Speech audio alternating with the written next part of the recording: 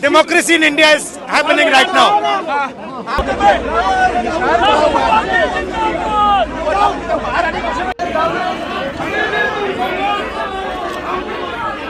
જ્યારે દેશની રાજનીતિની વાત થશે ત્યારે ગઈકાલનો દિવસ બધાને યાદ આવશે. સાથે જ જ્યારે પ્રદર્શનની વાત થશે, આંદોલનની વાત થશે, ત્યારે પણ ગઈકાલનો દિવસ બધાને યાદ રહેવાનો છે. કારણ કે ગઈકાલે દિલ્હીમાં જે થયું એ એવું કહેવાય કે બહુ જ લાંબા સમય પછી થયેલું એક એક્શન હતું. એટલે ગઈકાલે જે રીતના પ્રધાનમંત્રીની આવાસની બહાર વિપક્ષના નેતાઓએ ધરણા કર્યા, એના પછી એમને ડિટેન કરી દેવામાં આવ્યા. ડિટેન જે રીતના થયા એટલે વિપક્ષના મુખ્ય નેતા રાહુલ ગાંધીને ટીંગાટોળી કરી અને પોલીસ લઈ ગઈ. એના પછી મોડી રાત્રે એમને છોડવામાં આવ્યા. જેમાં રાહુલ ગાંધીનો એક વિડીયો આવ્યો સામે, જેમાં રાહુલ ગાંધીએ એક પગમાં બૂટ પહેર્યા છે, બીજા પગમાં નથી પહેરેલા, અને એ દેખાડે છે કે કેટલું ઘર્ષણ થયું હતું. રાહુલ ગાંધી સિવાય પ્રિયંકા ગાંધી, અખિલેશ યાદવ બધાને ડિટેન કરવામાં આવ્યા હતા. અને ડિટેન કરીને એમને જે ડિટેન સેન્ટરમાં લઈ જવામાં આવ્યા હતા ત્યાંથી રાહુલ ગાંધીએ મોડી રાત્રે એક વિડીયો બનાવ્યો.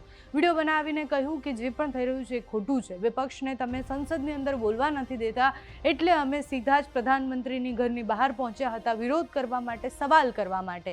જો અમને બોલવા દેવામાં નહીં આવે તો અમે હજુ પણ આક્રમકતાથી વિરોધ કરીશું. જેની સામે ભારતીય જનતા પાર્ટીના ઘણા બધા નેતાએ પોતાની પ્રતિક્રિયા આપતા એવું કહ્યું કે રાહુલ ગાંધીએ પોતાની ગરિમા નથી જાળવી. જે મુખ્ય નેતા તરીકેની એમની ગરિમા હોવી જોઈતી હતી એ જળવાઈ નથી, જે ખૂબ ખોટું છે. પ્રિયંકા ગાંધી પણ જ્યારે ડિટેન થયા એના પછી બહાર નીકળ્યા, ડિટેન થયા ત્યારે પણ એકદમ જુસ્સામાં હતા અને પોલીસની વાનમાં બેસીને પણ એ કહેતા હતા કે નરેન્દ્ર મોદી કાયર હે.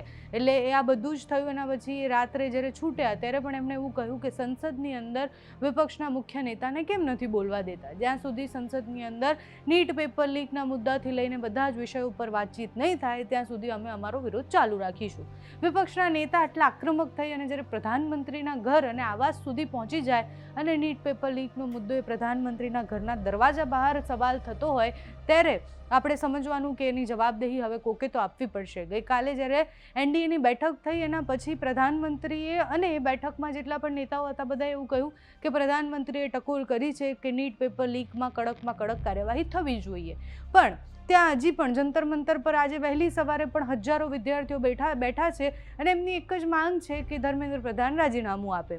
પ્રશ્ન એ છે કે સરકાર ધર્મેન્દ્ર પ્રધાનનું રાજીનામું લઈ શકશે, એટલે ભારતીય જનતા પાર્ટી એ કરી શકશે. કારણ કે ધર્મેન્દ્ર પ્રધાન એ ખૂબ જૂના નેતા છે, કદ્દાવર નેતા છે અને એ ભારતીય જનતા પાર્ટીના સંગઠન માટે પણ ખૂબ એવું કહેવાય કે ખૂબ મજબૂત નેતા છે.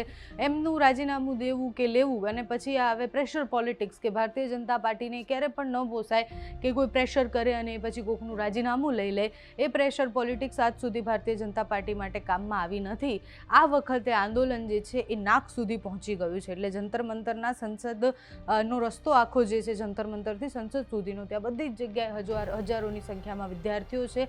ગઈકાલે મોડી રાત્રે 3 વાગે એ બધા જ લોકો જે ભેગા થયા હતા એ જોઈને ખબર પડે કે હવે યુવાનો જવાબ માંગી રહ્યા છે, પૂછી રહ્યા છે કે અમારા ભવિષ્યનું શું છે. વિપક્ષ પણ એક થઈ આક્રમકતાથી સવાલ પૂછે છે.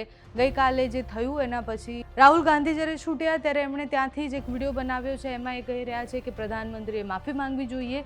એના સિવાય પ્રિયંકા ગાંધી, અખિલેશ યાદવ જેટલા પણ લોકોને પોલીસે અટકાયત કરી હતી એ બધા છૂટ્યા. એના પછી એમણે શું કહ્યું છે તે સાંભળો. This morning I went and met the Speaker of the Lok Sabha and I said to him that it was important that we be allowed to debate what happened to the students the day before. The Speaker said he needed to take permission from the government, but it was very clear to us in the hours after that there was no interest in the government of having a debate. तो हमने decision लिया कि हम prime minister के घर के सामने जाके धरना करें और जो स्टूडेंट्स की इशू है, जो देश के लिए सबसे ज़रूरी इशू है और जो उनके खिलाफ किया गया है, वो हम नेशनल अटेंशन में लाएं और प्राइम मिनिस्टर का घर के सामने जाके करें. Why is the Indian education system collapsing? Why are papers leaking? Why is education so expensive in India?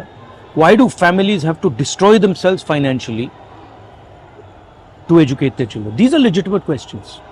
And there's absolutely nothing wrong with asking these questions. Students की मांगे हैं पहला धर्मेंद्र प्रधान और अमित शाह का रेजिग्नेशन, दूसरा कि स्टूडेंट्स को जिन्होंने मारा है, जिन्होंने ह्यूमिलिएट किया है, उन पर एक्शन लिया जाए और जो भी स्टूडेंट्स पर केसेस हैं उनको हटाया जाए।